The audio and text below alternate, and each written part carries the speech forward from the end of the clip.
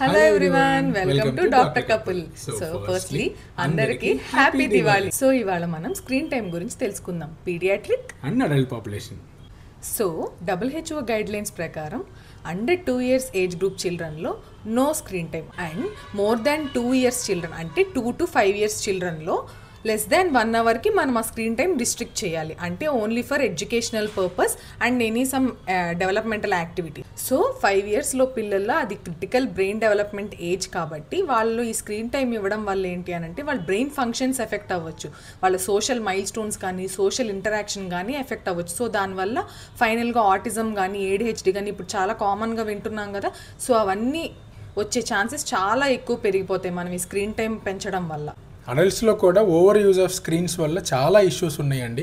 Main ఏంటంటే depression, concentration labs, main ఏంటంటే multi tasking కూడా చేయలేకపోవటం. దీన్ని ఎలా ప్రివెంట్ చేయగలం అంటే వర్క్ రిలేటెడ్ స్క్రీన్ ఎక్స్పోజర్ అయితే కనుక ప్రొలాంగ్డ్గా చేయకుండా 20-20-20 రూల్ అని ఒకటి ఉందండి. సో 20 minutes స్క్రీన్ యూస్ తర్వాత 20 feet లాంగ్ 20 seconds చూస్తే మనం ఆ స్క్రీన్ సైకిల్ అనేది బ్రేక్ చేసేయచ్చు.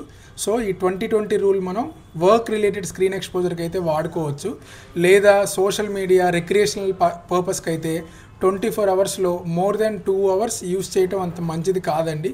ఈ సింపుల్ టెక్నిక్స్ వాడుకుంటే most of the side effects, ఈ స్క్రీన్ టైం వల్ల వచ్చే సైడ్ ఎఫెక్ట్స్ అన్నీ మనం ప్రివెంట్ చేసేసుకోవచ్చండి.